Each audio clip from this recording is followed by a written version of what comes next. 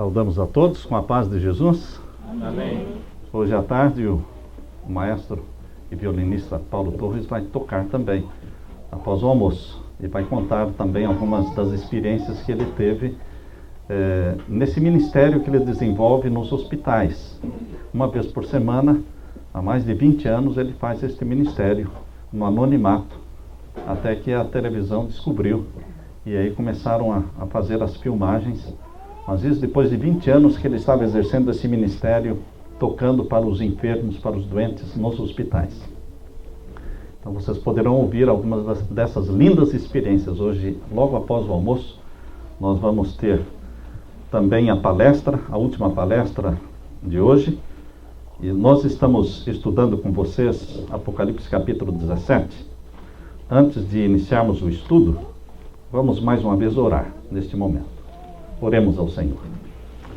Pai querido que estás nos céus, estamos na tua presença, te adorando, em espírito e em verdade. Amém. Te louvando, porque o Senhor é bom, porque o Senhor nos trouxe aqui, porque o Senhor nos deu este dia especial de sábado, de comunhão, de santidade, de busca, de intimidade contigo.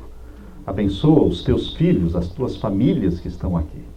Responde os anseios que estão em cada coração. E em nome de Jesus derrama sobre nós a luz celestial. O Espírito Santo esteja aqui, iluminando-nos para compreendermos a tua profecia para os nossos dias. Em nome de Jesus. Amém. Amém. Ontem nós iniciamos o estudo de Apocalipse 17, estudando então do capítulo 17, verso 1 até o verso 6. Estudamos ontem. Como é um tema longo, nós dividimos em 3 sermões.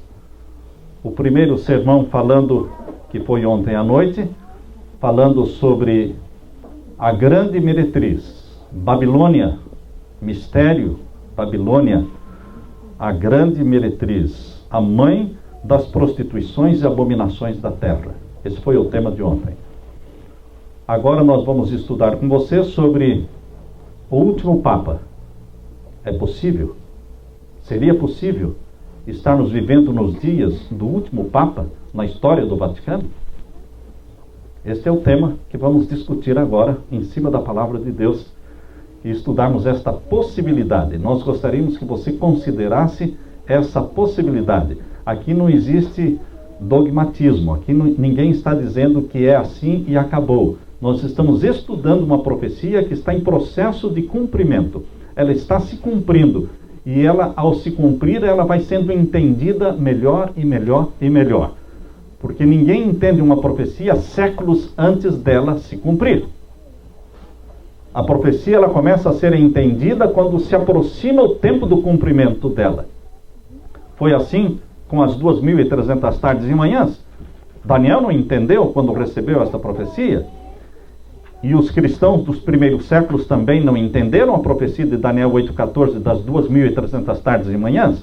Porém, quando se aproximava o cumprimento desta profecia, ou seja, por volta do ano de 1830, Guilherme Miller começou a estudar as profecias de Daniel e de Apocalipse, e ele começou a entender e começou a pregar, e então surgiu o grande movimento, o grande reavivamento espiritual aqui nos Estados Unidos, conhecido como o movimento millerita, que culminou com o dia 22 de outubro de 1844.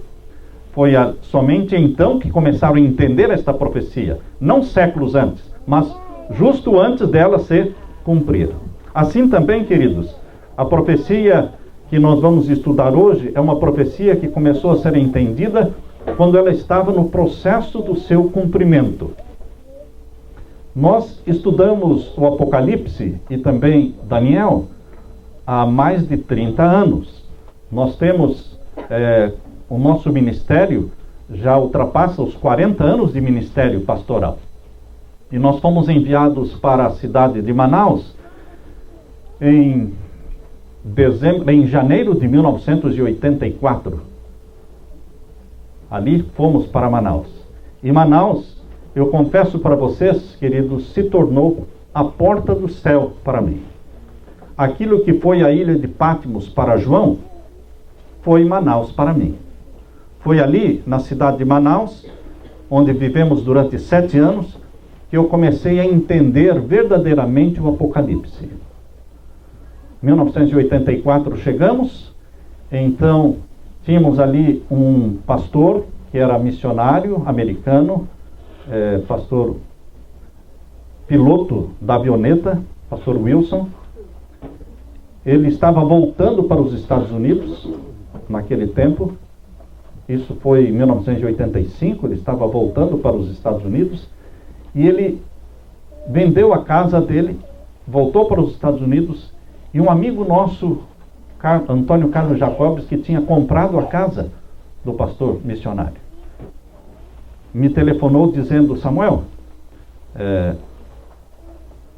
eu comprei a casa do pastor e eu vi que ele deixou aqui quase que toda a biblioteca dele. Centenas de livros. Você não tem interesse em alguns livros desses? Eu disse: estou indo aí agora. E então peguei centenas de livros em inglês todos. E no meio de todos esses livros eu encontrei um livro escrito pelo Dr. Robert Hauser, um médico adventista aqui dos Estados Unidos, Robert Hauser. E o título e o tema do livro era O Santuário no Apocalipse. E eu comecei a estudar aquele livro. E a minha mente foi se abrindo para entender o Apocalipse. Logo no ano de 1989, ou seja, cerca de 3 a 4 anos depois da descoberta deste livro, veio a lição da Escola Sabatina de 1989, quando por 2 trimestres, ou seja, 6 meses daquele ano de 89, nós estudamos sobre o Apocalipse. A sequência do capítulo 1 até o capítulo 22, todo o livro do Apocalipse. E o estudo da lição da Escola Sabatina de 1989 também veio abrir a minha mente e veio confirmar aquilo que eu estudei no livro do Dr. Robert Hauser. Queridos, desde então começamos a escrever sobre as profecias. Isso já desde 1985, 1989, começamos. Depois viemos para os Estados Unidos em 1997. E aqui nos Estados Unidos nós começamos a escrever os volumes do Apocalipse. Quando eu comecei a escrever os 3 volumes do Apocalipse, com o título Revelações do Apocalipse, eu confesso aos irmãos que eu não entendia o capítulo 17. Mas o fato de eu não entender o capítulo 17, principalmente do verso 7 em diante, porque é muito fácil entender o capítulo 17, do verso 1 até o verso 6. Eu diria que é impossível não entender o capítulo 17, versos 1 ao verso 6. Impossível. Só se a pessoa não quiser mesmo entender. Nós já pregamos isso ontem. Mas a partir do verso 7, é complicado. É difícil de entender. Porque é um mistério que está sendo explicado. Não é algo fácil. O anjo diz assim para João: agora eu vou te falar sobre um mistério. Preste atenção. Mas eu iniciei então fazendo o comentário do capítulo 1, verso 2, fui capítulo por capítulo, verso por verso. Nós levamos vários anos escrevendo os livros do Apocalipse. E sempre orando: Senhor, mas eu não entendo o capítulo 17. E Deus como que dizia para mim: você entende o capítulo 3, 4? Sim, então vai escrevendo sobre eles. Não se preocupe com o capítulo 17, você vai demorar a chegar até lá. Eu fui escrevendo. E queridos, chegou uma tarde, quando nós terminamos de escrever a parte que nós entendíamos. E eu disse: Senhor, agora nós chegamos no capítulo 17. E eu não entendo. E Deus como que falou na minha mente: mas você entende o capítulo 17, verso 1, 2, 3? Sim, isso eu entendo. Então escreva sobre isso. Mas a minha preocupação não estava nesses versos. Minha preocupação estava no verso 7 e 8 em diante. Fomos escrevendo verso 1 do capítulo 17, verso 2. Geralmente era de madrugada que nós levantávamos e levantamos de madrugada até hoje para estudar e para escrever. E eu me lembro que numa madrugada, quando eu levantei, eu disse: Senhor, agora eu cheguei no verso 7 e 8 do capítulo 17. E eu não entendo. Mas agora nós temos que escrever. Ou eu vou pular estes versos, ou eu vou pular esta parte do capítulo. Orei a Deus. No momento em que eu terminei a oração, Deus deu um clique na minha mente. Depois de mais de 20 anos estudando o Apocalipse, algo aconteceu que nunca tinha acontecido. Deus deu um clique na minha mente. Caíram as escamas dos meus olhos. Eu comecei a sorrir. Eu estava sozinho no meu escritório. Eu comecei a rir. Eu ri e dizia: Senhor, mas como eu não vi isso antes? Como somente agora, depois de mais de 20 anos estudando, eu comecei a entender, agora faz sentido. Sabem, queridos, Deus não explica e Deus não revela a sua palavra para aqueles que estão na ociosidade. Deus revela a sua palavra e as suas verdades para aqueles que estão dispostos a pregar, para aqueles que estão dispostos a arriscar a própria vida pela palavra de Deus. Se você não mede os riscos, Deus te abençoa e Deus te usa. Se você fica medindo os riscos do que pode acontecer, do que poderia acontecer, você não vai fazer nada para Deus, com medo dos riscos. E então foi quando nós terminamos de escrever o capítulo 17 e publicamos o livro em 2006. E de 2006 até hoje estamos em 2016, então são 10 anos que o livro foi publicado. Nós estamos pregando esta mensagem e sofrendo as pressões e as oposições que ela traz. Quem prega a profecia vai sofrer opressão, vai sofrer perseguições e oposição. Mas, queridos, você também tem o conforto do Espírito Santo de estar fazendo a vontade de Deus. Há pessoas que pensam que eu prego isto aqui porque eu quero. Não, eu não quero pregar. Mas Deus me forçou a pregar. Deus me jogou na fornalha de fogo e disse: agora pregue. E, queridos, as pessoas pedem, as pessoas buscam. Este sermão, quando nós pregamos pela primeira vez, isso foi na renúncia papal em 2013, foi o primeiro sermão que nós fizemos sobre o capítulo 17 de Apocalipse, e está no YouTube, com o título Os Sete Reis de A Renúncia Papal. Ele já foi visto por mais de 1 milhão de pessoas. Mas é o tema que mais desperta polêmica. Mas exatamente por isso, nós temos que entender esse tema. E ficar com a Bíblia. E a Bíblia só. Nada de opiniões humanas. Eu convido você para que nesse momento, abra sua Bíblia. Em Apocalipse 17. E vamos ler então o verso 7. Se você não assistiu o sermão de ontem, então nós queremos repetir que o capítulo 17 é uma visão dada para o tempo do fim. O capítulo 16 fala das 7 pragas, e as últimas 3 pragas falam do trono da besta. Fala de Babilônia, fala de Roma. Então o tema das últimas 3 pragas é Roma. É o trono do poder papal. E o capítulo 17 é uma visão que explica quem é essa Babilônia. Onde está o trono deste poder mundial? Então, queridos, a visão do capítulo 17 é uma visão que foi dada quando ainda não existia a prostituta que aqui no capítulo 17, verso 1, João viu uma prostituta sentada sobre uma besta escarlate com 7 cabeças e 10 chifres. Mas quando a visão foi dada, não existia prostituta ainda.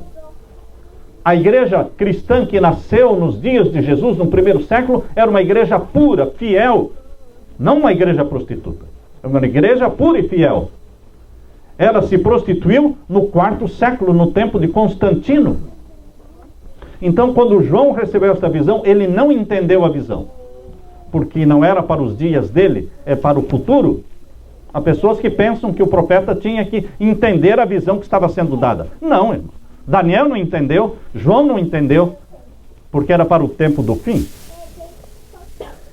Nós vemos então aqui, do verso 1 até o verso 6, que esta prostituta está sentada sobre uma besta escarlate, com 7 cabeças e 10 chifres, de cor vermelha. Agora o verso 7 diz assim: E o anjo me disse: Por que te admiras? Então João estava extasiado. João estava vendo a visão e estava de boca aberta, extasiado. Por isso o anjo disse o quê? Por que te admiras? Eu te direi o mistério da mulher e da besta que a traz, a qual tem 7 cabeças e 10 chifres. O anjo está dizendo para João: eu vou te explicar e te revelar o mistério. E quando fala mistério, nós temos que jejuar, nós temos que orar, nós temos que ser humildes para entender, porque é uma coisa difícil. É uma coisa difícil. Eu vou te explicar o mistério da mulher e da besta que a traz. É uma besta carregando uma prostituta. Só que esta prostituta que está sendo carregada também é uma besta. Também é uma besta. Que lá no capítulo 13, verso 1, é chamada de besta que subiu do mar. A besta que subiu do mar, no capítulo 13, verso 1, que tem 7 cabeças e 10 chifres. Aqui no capítulo 17, irmãos, recebe o nome de a prostituta, ou seja, a mulher que está sentada sobre a outra besta. Então são 2 bestas. Por isso é um mistério. Porque não está falando de um poder, está falando de 2 poderes que se apoiam, que trabalham juntos, que fazem uma parceria, que fazem uma dobradinha para o domínio mundial no tempo do fim. É uma conspiração, sim. Conspiração é aquilo que se faz às escondidas, por trás das cortinas. Eles tramam o domínio mundial. O domínio mundial é uma trama que dura décadas e décadas, mas está se cumprindo agora diante dos nossos olhos. Agora que nós temos uma superpotência militar no mundo. Não existem 2. Existe uma superpotência militar no mundo, que manda no mundo, que é os Estados Unidos da América do Norte. E existe uma superpotência religiosa no mundo, que manda em tudo e em todos, e todos se curvam diante desta potência religiosa do mundo, que é o poder papal. Quem ousa se levantar contra o poder papal? Todos correm para Roma em busca de agreement, em busca de acordos, em busca de bênção, em busca de orientação. A encíclica papal, Laudato Si, está sendo a orientação dos cientistas, a orientação da ONU, a orientação de todos que querem a paz no mundo, querem resolver os problemas do mundo, e eles estão se apoiando na encíclica papal, na última, Laudato Si. Queridos, aqui o anjo diz para João: eu vou te explicar agora, João, um mistério. E o mistério envolve a mulher, porque essa mulher não é só uma mulher.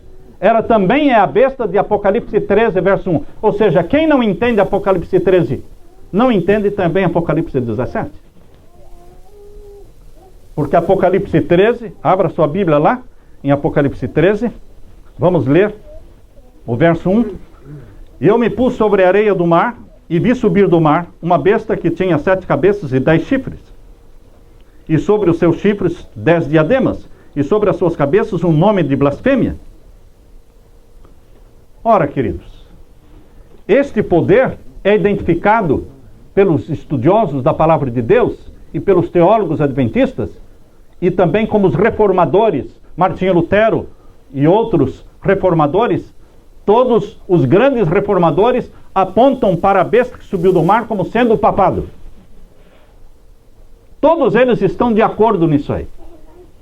É o papado, representado pela besta que tem 7 cabeças e 10 chifres.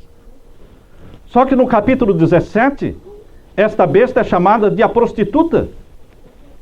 Por quê? Porque os comentaristas católicos dizem que esta mulher que está sentada sobre a besta no capítulo 17 é Roma.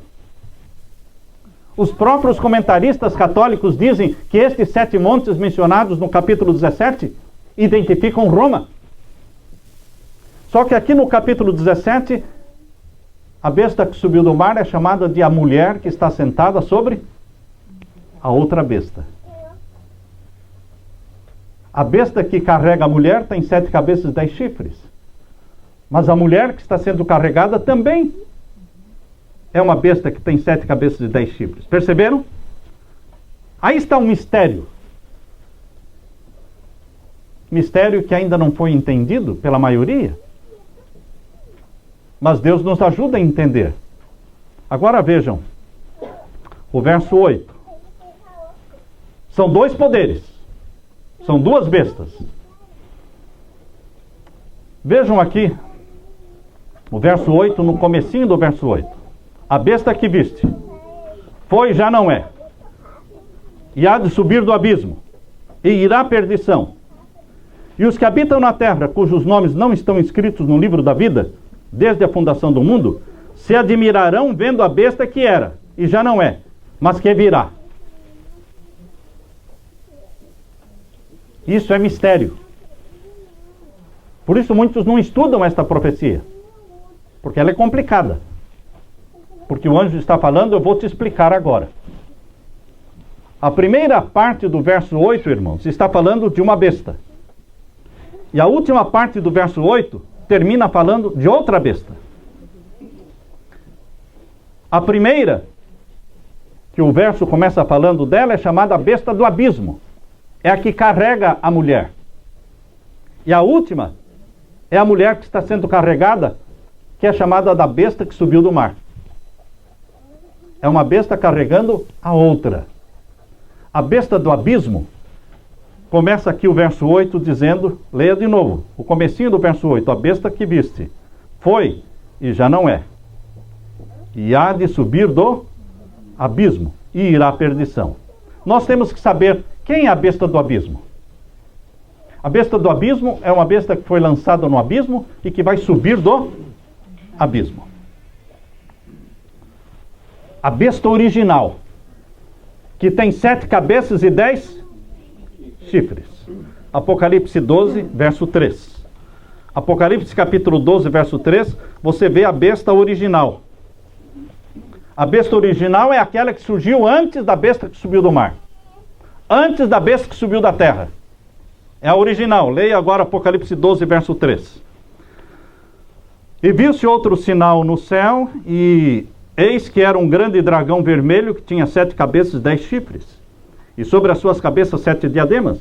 E a sua cauda levou após si a 1/3 das estrelas do céu, e lançou-a sobre a terra. E o dragão parou diante da mulher que havia de dar à luz, para que, dando ela à luz, lhe tragasse o filho.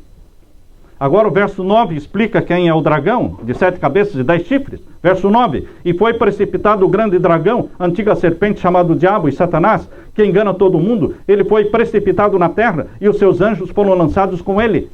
Então, esta besta de 7 cabeças e 10 chifres, a original é Satanás. Ela é chamada de besta do abismo, porque Satanás, ao ser lançado do céu, foi lançado para o abismo. Lembrem-se que Satanás, ao ser lançado do céu, ainda não existia Adão e Eva na terra.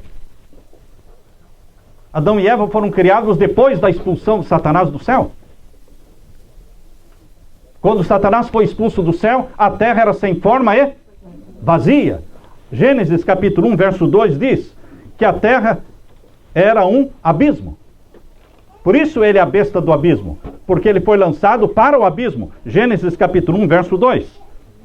Aqui lemos, e a terra era sem forma e vazia, e havia trevas sobre a face do abismo, e o Espírito de Deus se movia sobre a face das águas. Antes do primeiro dia, quando Deus disse haja luz, antes desse primeiro dia, já existia o planeta Terra, sem forma e vazio.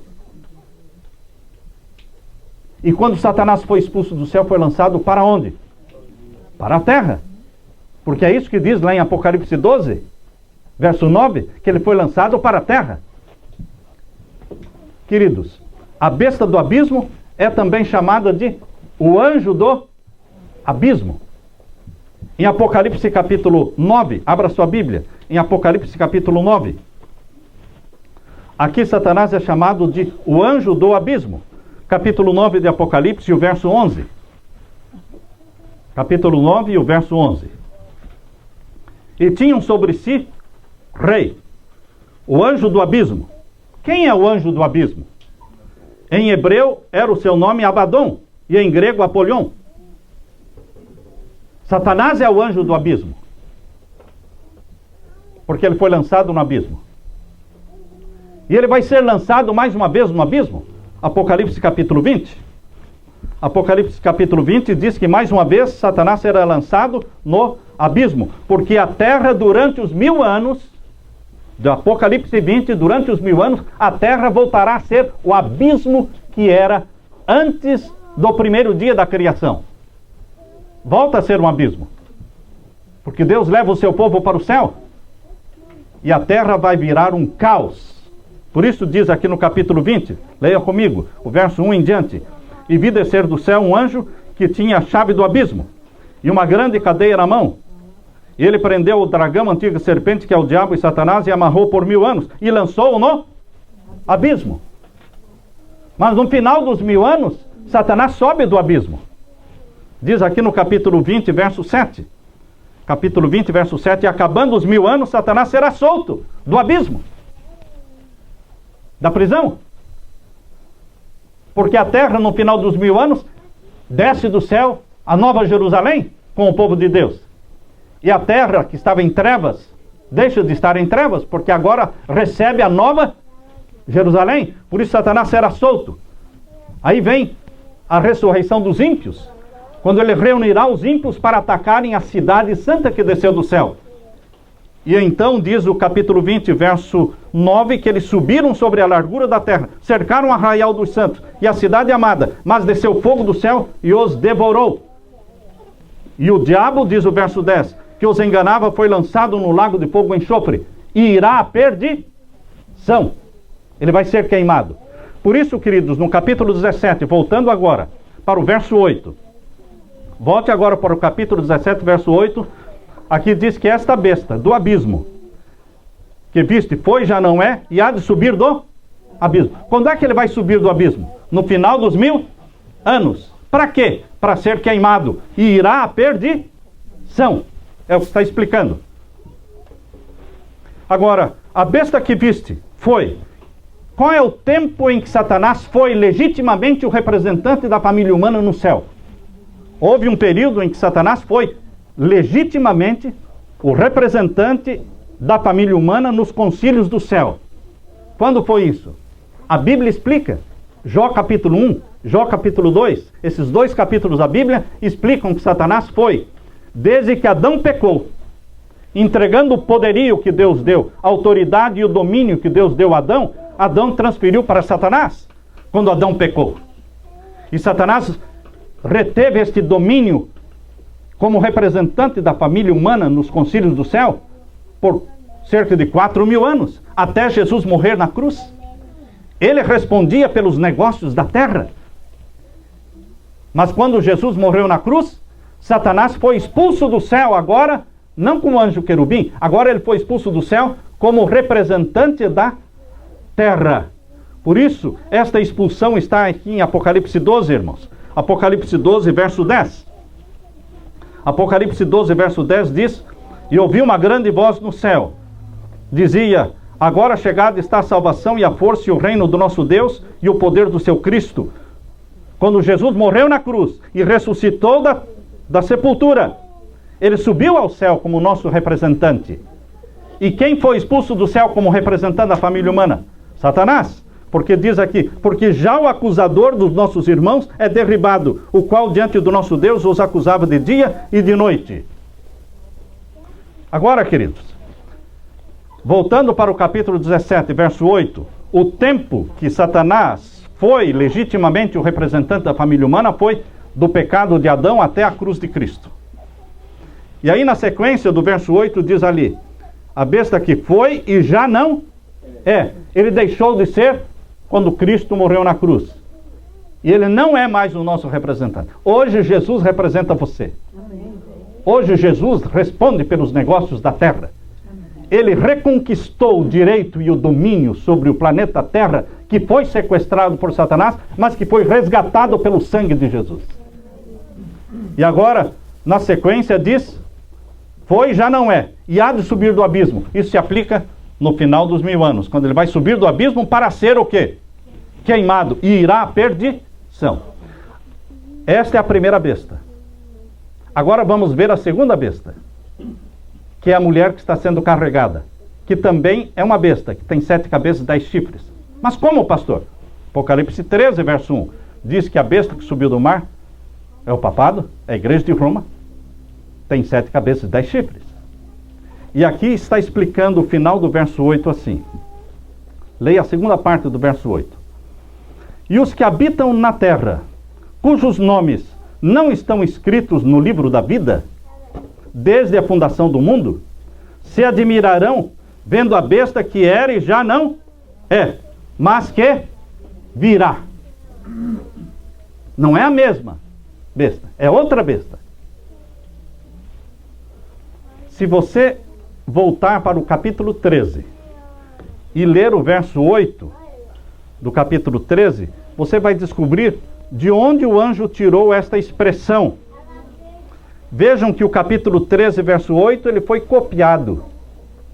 Ele foi copiado e ele foi colado lá no capítulo 17, finalzinho do verso 8. Leia comigo, capítulo 13, verso 8. Adoraram-na, estão me acompanhando? E adoraram-na todos os que habitam sobre a terra, esses cujos nomes não estão inscritos no livro da vida do Cordeiro, que foi morto desde a fundação do mundo. Aqui está falando da besta que subiu do mar, que será adorada por todos os países da terra, que será adorada por homens e mulheres de todos os países, todos dobrarão seus joelhos diante do poder papal, a besta que subiu do mar. Só que este verso do capítulo 13, verso 8, está sendo usado aqui no capítulo 17, irmãos.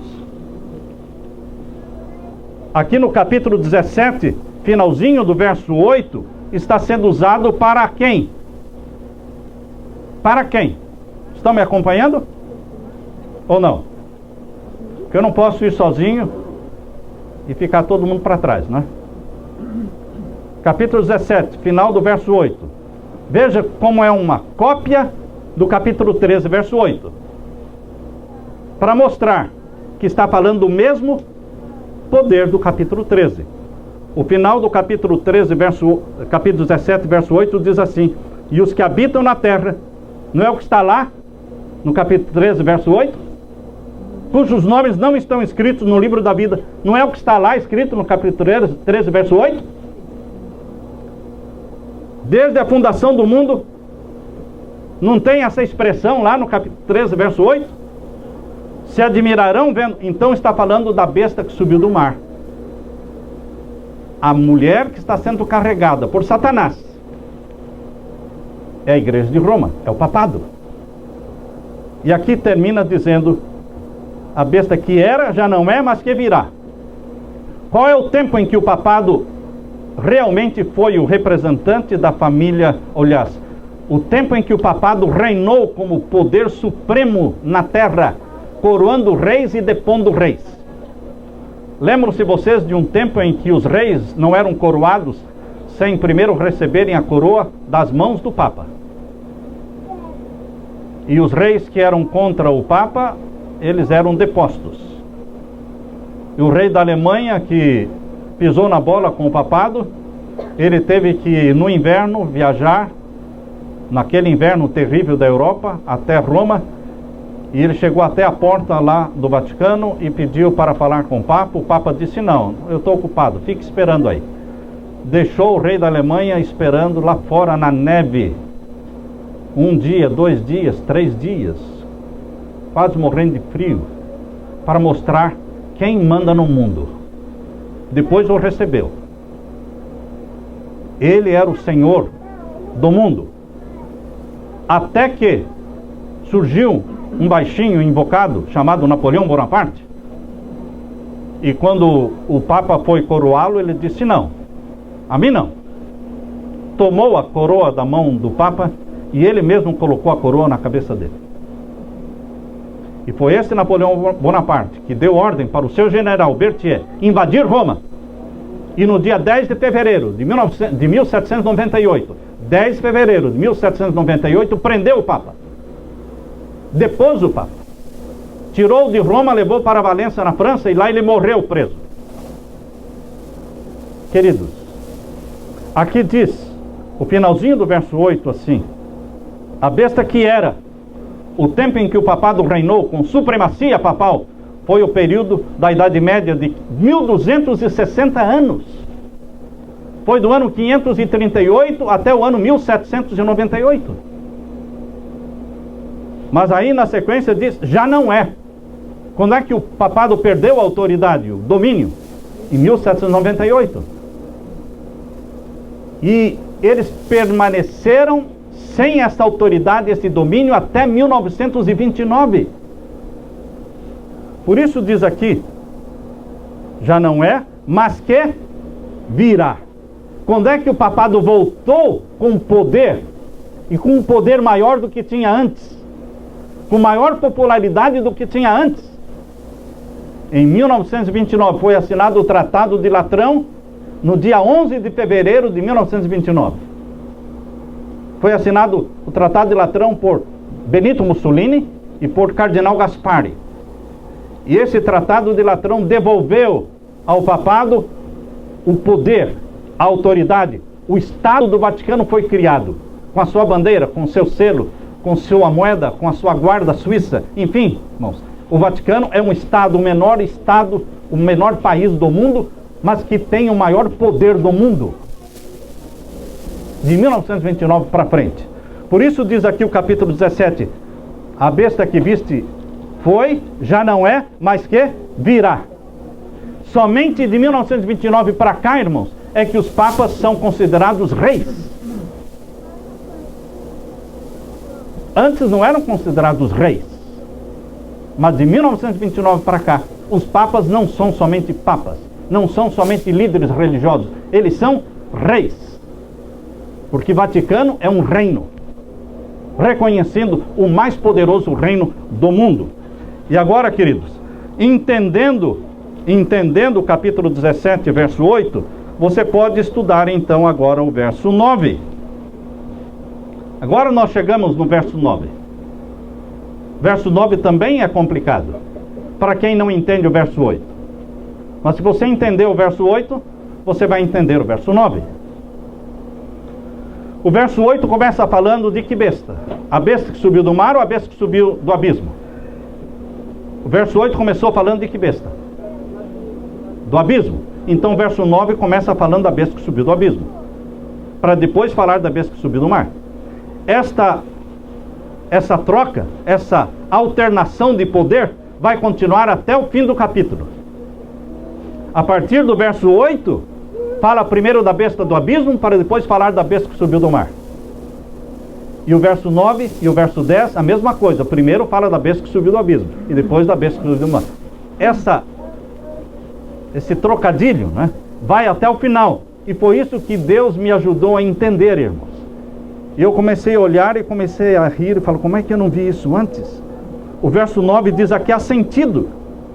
Leia comigo o verso 9. Quem tem sabedoria, as 7 cabeças.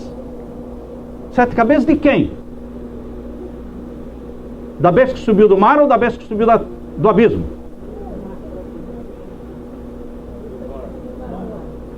Viu como confunde? O que nós acabamos de falar? Que é uma alternância de poder. E começa sempre com quem? Com a besta que subiu do abismo. Então, irmãos, aqui o verso 9 começa falando da besta que subiu do abismo, para depois falar da besta que subiu do mar. Então, começa explicando as 7 cabeças da besta que subiu do abismo, da besta que está carregando a prostituta, que é Satanás. É o próprio, esse poder sobrenatural que o papado tem, que domina o mundo e que todos se ajoelham diante dele, é um poder sobrenatural que vem de Satanás, do trono de Satanás. Por isso diz aqui, verso 9, aqui há sentido, quem tem sabedoria, as 7 cabeças são 7 montes, sobre os quais a mulher está assentada. Qual é a prova irrefutável de que o verso 9 começa falando das 7 cabeças da besta que carrega a mulher? Qual é a prova irrefutável? Está no verso próprio, no próprio verso. Não são os montes. Não, vejam aqui, irmãos. Verso 9, as 7 cabeças são 7 montes, sobre os quais a mulher está sentada. Ou seja, a mulher é uma coisa, e a besta que está carregando é outra. Primeiro explica o que significam as 7 cabeças da besta que está carregando a mulher, para depois dizer sobre os quais a mulher está sentada. Então é óbvio que as 7 cabeças aqui são da besta que subiu do abismo, identificando Satanás, a besta que subiu do abismo. E as 7 cabeças dele apontam para os 7 montes. Qual é a cidade dos 7 montes? Os grandes historiadores do mundo, irmãos, os respeitados historiadores do mundo, e mesmo os comentaristas católicos apontam como Roma sendo a cidade dos 7 montes. Isso é impossível refutar. E onde é que a mulher, representando a igreja de Roma, está sentada? Não é na cidade dos 7 montes? Não é em Roma? Essa profecia, irmãos, não podia ser mais clara. Não tinha como Deus falar de uma forma mais convincente e clara, dizendo: a cidade dos 7 montes, só existe uma no mundo, e a prostituta está sentada nesta cidade. É uma mulher em profecia, a igreja, irmãos. Prostituta em profecia, a igreja falsa, apostatada, que se afastou dos caminhos de Deus, que abandonou os mandamentos de Deus, criou os seus próprios mandamentos. Porque o mandamento de Deus manda guardar o sábado, e o mandamento desta mulher prostituta manda guardar o domingo no lugar do sábado. E está dizendo, a sede dela está na cidade dos 7 montes. Queridos, não dá para você falar que os 7 montes é Egito, é a Síria, ou é Medo-Pérsia, ou é Grécia. Não. O foco da profecia do capítulo 17 é todo Roma. Esse é o foco. Não podemos desviar o foco. Eu pergunto para você, as 7 cabeças, verso 9, é uma pergunta que você tem que pensar antes de responder, para não responder errado. As 7 cabeças, elas são literais ou são símbolos?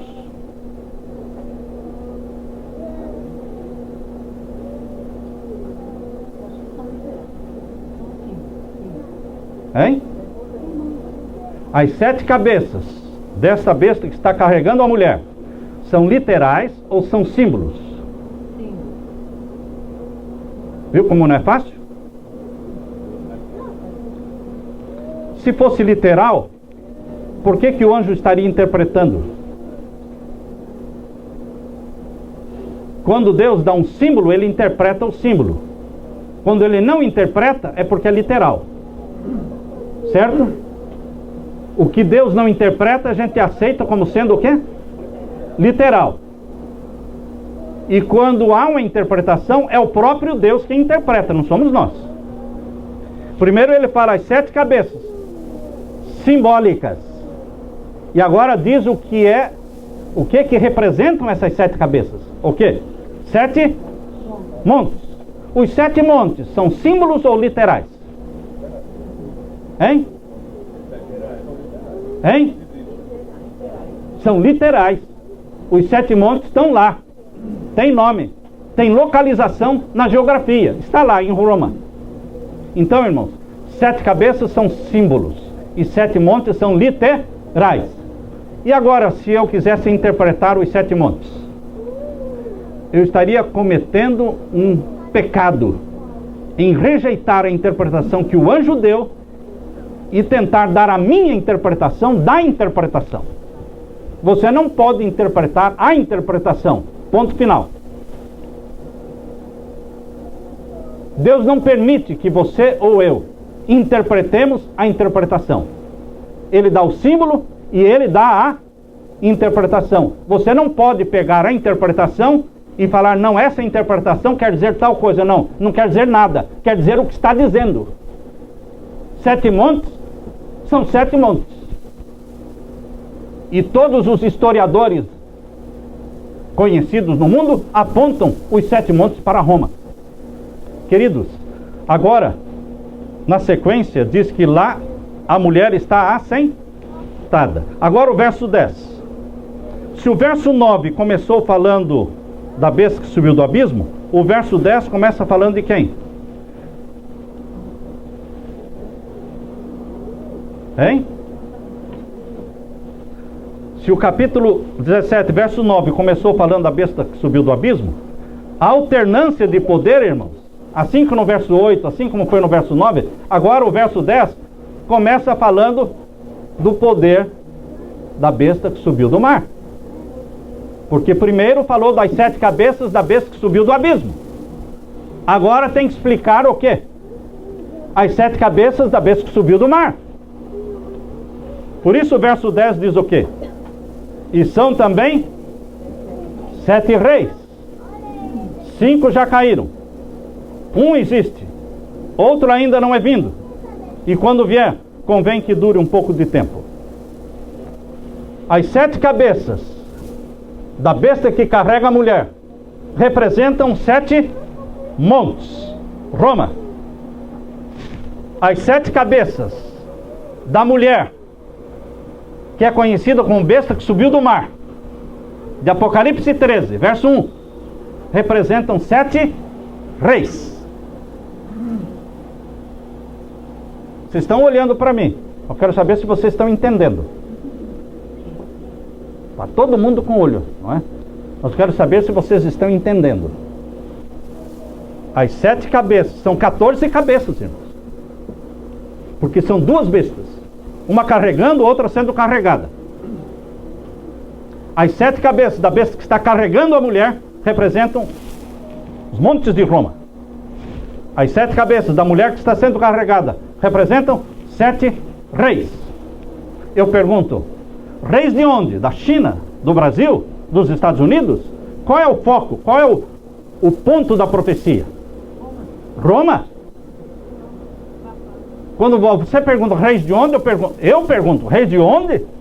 Você me faz essa pergunta, reis de onde? Nós estamos desde o capítulo 17, verso 1, nós estamos desde o verso 1 explicando que tudo é Roma. Capítulo 17 todinho é Roma, Roma, Roma. A grande meretriz, que se relaciona com os reis da terra. Agora, quando nós chegamos nos 7 reis, você quer dizer que esses 7 reis não são de Roma? Você quer tirar o texto fora do contexto para criar um pretexto? Não, meu irmão. 7 cabeças são simbólicas. 7 reis não são simbólicos. Você não pode interpretar a interpretação. As 7 cabeças da besta que subiu do mar são simbólicas. Mas os 7 reis não são simbólicos. São 7 reis literais. Reis de Roma. E reis de Roma são papas. Reis de Roma são aqueles que ocupam o trono no Vaticano. Agora, queridos, esses 7 reis de Roma são contados a partir de quando? Ah, mas o papado surgiu em 538. Ah, é? Mas eram reis? Não eram reis. Quando é que o papado se tornou rei? 1929, com o Tratado de Latrão. Então, queridos, os 7 reis papais devem ser contados a partir do momento em que eles se tornaram reino e reis. 1929. Por isso diz aqui, 5 já caíram.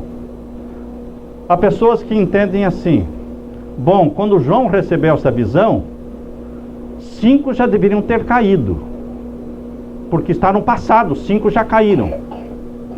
Irmãos, João não entendeu a visão para o tempo dele. Quando João recebeu essa visão, ainda não existia a mulher prostituta, ou já existia? Ainda não existia a igreja apostatada. E 5 já caíram, mas não está falando do passado, está falando do futuro.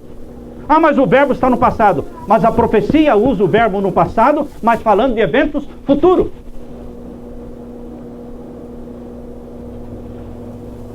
Exemplo, quando Deus deu a visão para João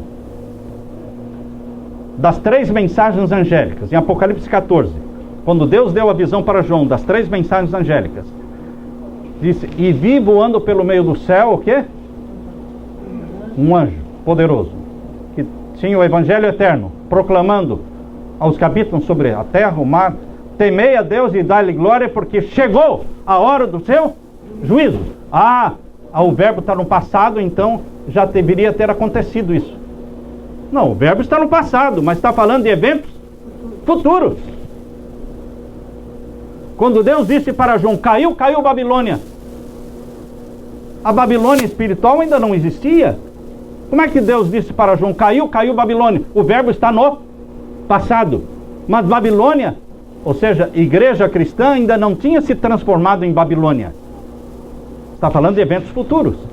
Então, esse argumento de que 5 já caíram tinha que obrigatoriamente se referir a poderes e a reinos que já tinham caído no tempo de João, isso é um argumento muito frágil, irmãos. Porque a profecia não começa antes do tempo do profeta. A profecia começa do tempo do profeta para frente. Está claro isso? As profecias de Daniel começam... Quantos impérios já tinham existido antes de Daniel? Daniel viveu no tempo de Babilônia, tá certo? Mas Babilônia foi o primeiro império do mundo? Não. Nós conhecemos o Império Hitita, nós conhecemos o Império o egípcio, nós conhecemos o Império Assírio. Mas por que as profecias de Daniel começam com o Império de Babilônia? Porque era o poder reinante no tempo de Daniel. E profecia é para o futuro, não é para o passado. Está claro isso? Então as profecias de Apocalipse começam no tempo de João, no tempo do Império Romano para frente, e não do Império Romano para trás. Eu não posso interpretar uma profecia do Apocalipse começando com o Egito, começando com a Síria. Não, irmãos. Porque isso já era história. Profecia é profecia, aponta para o futuro. Por isso os 7 reis estão falando de reis futuros e reis de Roma. E os papas só se tornaram reis em 1929. Agora voltando então para o capítulo 17, irmãos, e o verso 10. 5 já caíram. De 1929 para cá, deveriam existir 7 cabeças papais. Não mais. Pouco, não é? De 1929 para cá, deveriam existir 7 cabeças papais. A primeira cabeça papal, de 1929 para cá, começou com o Papa Pio XI. Vão contando aí no dedo? Papa Pio XI. Depois do Papa Pio XI veio o Papa Pio XII. Depois do Papa Pio XII veio João XXIII. Depois de João XXIII veio o Papa Paulo VI. Depois de Paulo VI veio o Papa João Paulo I, que durou só 33 dias. Mataram ele porque ele descobriu a loja maçônica dentro do Vaticano. Ela existe. Como ele pagou o preço, né? Ele descobriu a loja maçônica P2 dentro do Vaticano. Cardeais e bispos, todos maçons. E ele decidiu acabar com isso. Acabaram com ele em 33 dias morreu João Paulo I. Essa história está contada pelos próprios jesuítas, contam como João Paulo I foi morto pelos jesuítas. Os jesuítas contam como eles mataram João Paulo I. Tem o livro Jesuítas, esse é o título do livro, escrito por Malachi Martin, ou Malaquias Martin. Então, queridos, Papa Pio XI foi o primeiro, 1929, Papa Pio XII, Papa João XXIII, Papa Paulo VI, Papa João Paulo I, Papa João Paulo II foi o sexto. Quando essa profecia começou a ser entendida, irmãos, o Papa era João Paulo II. Quando essa profecia começou a ser entendida, já estava no sexto. 5 já tinham caído. Nunca ninguém tinha entendido a profecia desta forma. Começou a ser entendida no tempo do João Paulo II. Quando a profecia está se cumprindo, ela começa a ser entendida. Não séculos antes, mas no tempo em que ela deve ser entendida, Deus vai revelando. João Paulo II durou 27 anos como Papa. E depois dele veio o quê? A 7ª cabeça. João Paulo II foi a 6ª cabeça. Depois vamos ler agora, verso 10. E também são 7 reis. 5 já caíram. 1 existe, João Paulo II, a 6ª. Outro ainda não é vindo. Esse outro não é vindo, é a 7ª cabeça, que agora já veio. Que se refere a Bento XVI. Graças a Deus está acabando o tempo. Eu tenho orado, eu tenho jejuado dizendo: Senhor, chega. Chega de tanta podridão, de sequestros, de guerras, de mortes. Venha logo, Jesus. Venha logo, Jesus. Nós não queremos durar nesta terra, irmãos. Não, nosso reino não é daqui. Nós queremos que Jesus volte logo e nos transporte para o céu. Agora estamos vivendo a 7ª cabeça. Não existe 8ª cabeça, irmãos. Muitos confundem. Dizendo a 8ª cabeça. Que 8ª cabeça? Não dá para você ler a 8ª cabeça. Não existe 8ª cabeça. São 7. Assim como existem 7 igrejas, e nós estamos na 7ª igreja. Existe também 7 cabeças papais, de 1929 para cá. E nós estamos na 7ª cabeça, não existe a 8ª. Se você gostar, será a última. Se você não gostar, será a última também. E Deus já escreveu isso aqui. E aqui diz que a 7ª cabeça ia durar quanto tempo? Convém que dure um pouco de tempo. Quanto tempo durou Bento XVI? 7, 8 anos. Durou Bento XVI. E ele morreu? Não morreu. Está vivo. Então a 7ª cabeça está viva. Ele renunciou. Algo que não acontecia, irmãos. Há mais de 600 anos não acontecia isso no papado. Um papa renunciar. Ele renunciou e retém o título de Papa Emérito. E mora no Vaticano. Hoje nós temos 2 papas no Vaticano. Nunca aconteceu isso. 2 papas. A renúncia de Bento XVI é algo incomum. E o fato de ter 2 papas no Vaticano é algo também incomum. Por que 2? Porque o trecho da viagem agora, irmãos, esse último percurso da viagem é o tempo do decreto dominical. É o tempo da angústia qual nunca houve. É o tempo do fechamento da porta da graça. É o tempo da volta de Jesus. Esse último percurso da viagem é tão complicado que Satanás precisa de 2, de um piloto e um copiloto, lá na cabine vaticana, para conduzir a história. Porque a perseguição vai ser muito grande. Vai ser o tempo do decreto dominical e o tempo em que o número dos mártires vai se completar. Por isso existem 2. Um é o carisma, o outro é o crânio. Porque de carisma Bento XVI não tinha nada. Agora, de carisma, Papa Francisco tem tudo. A Igreja Católica estava perdendo com o Papa Bento XVI, perdendo em muito. E então forçaram a sua renúncia.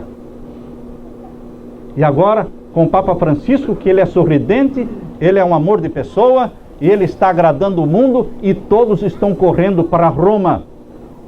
Os líderes do judaísmo estão correndo para Roma. Os líderes do islamismo estão correndo para Roma. Os líderes evangélicos, protestantes, estão correndo para Roma. Todas as igrejas, todos os líderes, governos e reis estão correndo para Roma. Todos estão unidos com Roma.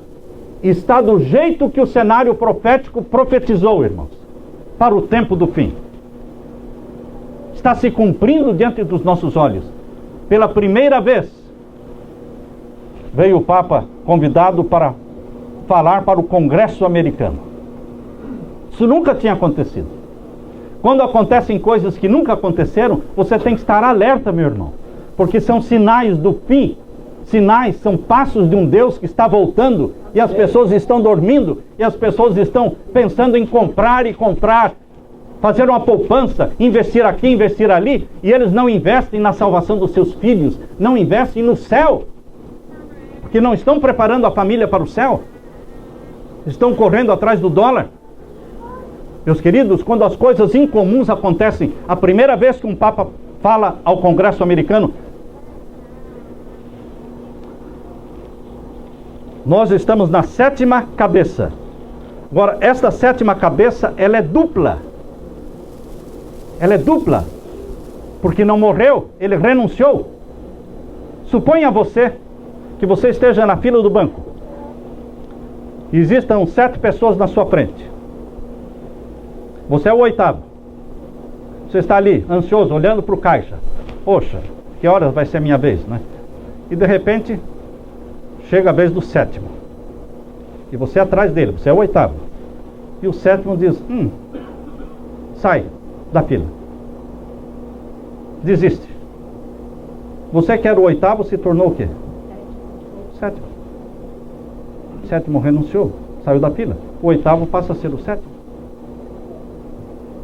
Queridos, quando o Papa Bento XVI renunciou, a Bíblia diz que o 8º poder entrou pertencendo aos 7. Como é que o 8º poderia pertencer aos 7? Porque não existe 8ª cabeça, só existem 7.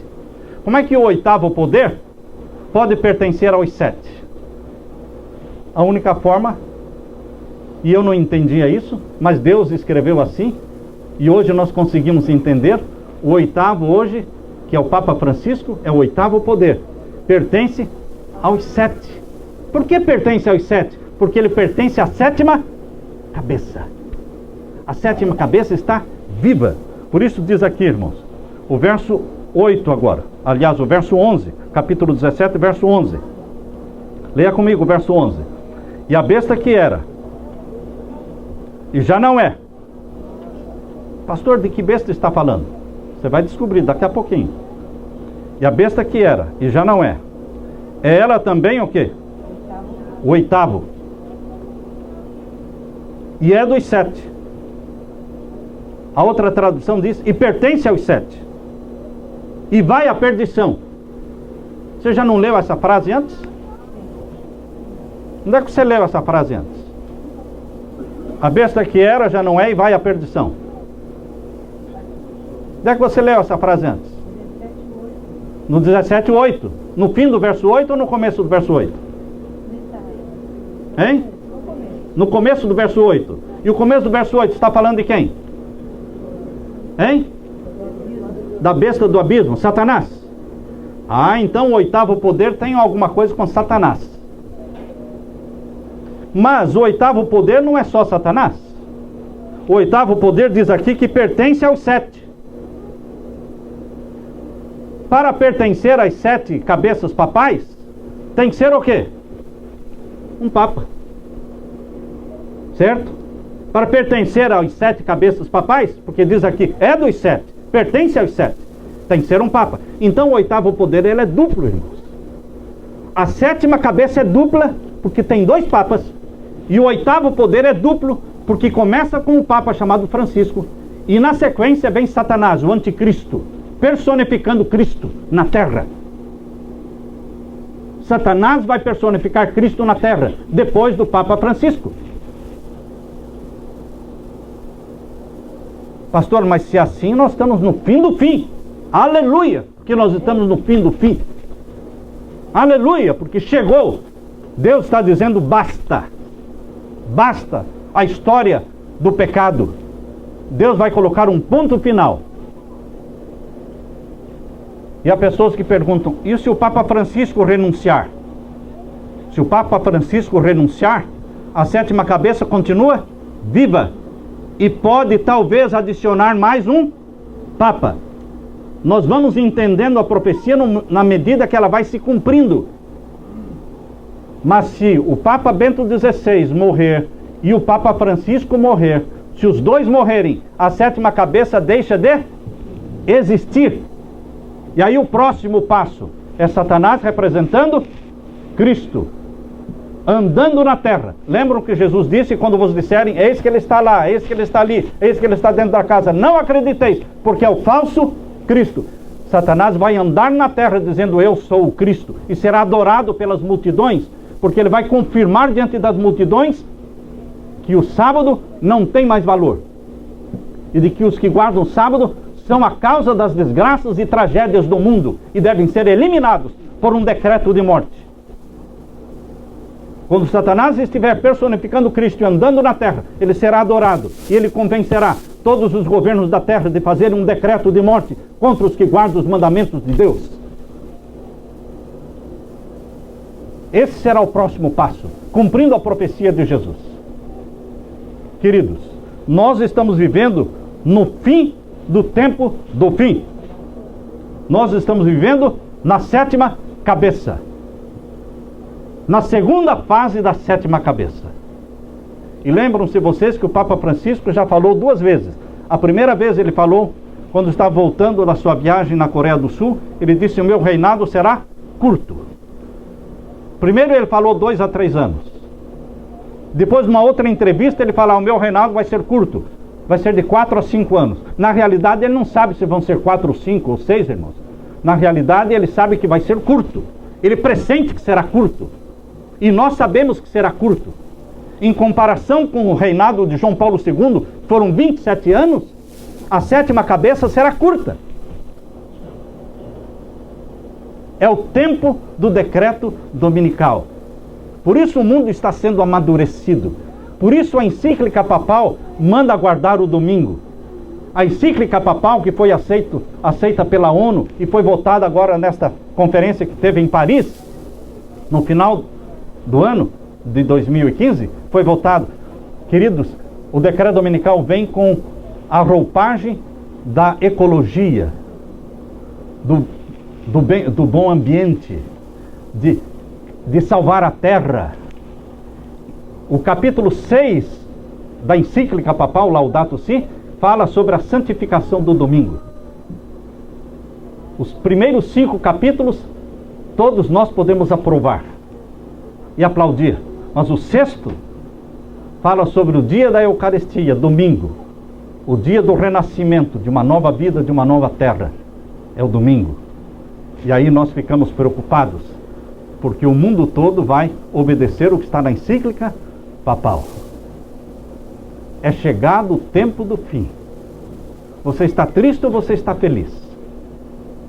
Esta é uma possibilidade, irmãos, de que ele seja o último Papa.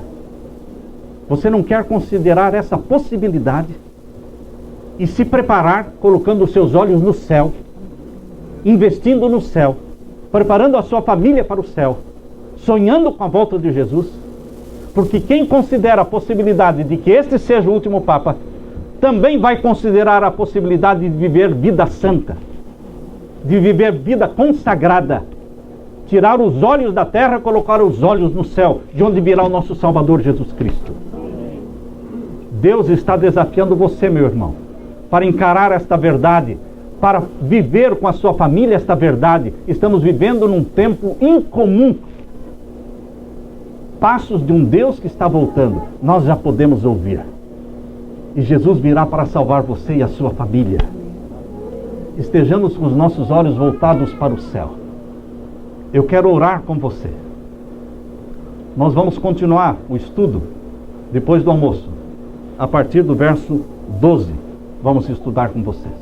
Mas eu quero orar com todos aqueles que querem preparar a si mesmos e as suas famílias, prepará-las para a volta de Jesus e pregar que Jesus Cristo está voltando. E nós temos que estar preparados para receber o nosso Cristo, o nosso Rei da Glória, com alegria, com felicidade, com braços abertos, dizendo: este é o nosso Deus a quem aguardávamos. Nele nos regozijaremos. Eu quero orar com aqueles que têm esse desejo no coração. Quero ver as mãos. Levante a sua mão onde você está. Oremos ao Senhor. Pai querido que estás nos céus, louvado seja o Senhor, porque nos falou através da profecia o que iria acontecer no tempo do fim. Porque agora estamos vendo com os nossos olhos a profecia se cumprir. Sabemos que Jesus está para voltar. Não sabemos o dia e a hora, assim como Noé não sabia o dia e a hora do dilúvio. Mas Noé recebeu do Senhor o conhecimento do tempo do dilúvio. Nós também, o Senhor está nos mostrando o tempo da volta de Jesus, embora não saibamos o dia e a hora da volta de Jesus. Obrigado, Pai, porque estamos vivendo nesta última geração que vai assistir à volta de Jesus, que vai contemplá-lo em glória e majestade descendo do céu. Prepara-nos, Pai. Derrama sobre nós o Espírito Santo. Que o Espírito Santo habite em nós, nas esposas, nos maridos, nos filhos. Que os nossos lares sejam consagrados ao Senhor. Volte logo, Jesus Cristo. Em teu nome santo e sagrado que pedimos. Amém, Senhor. Amém.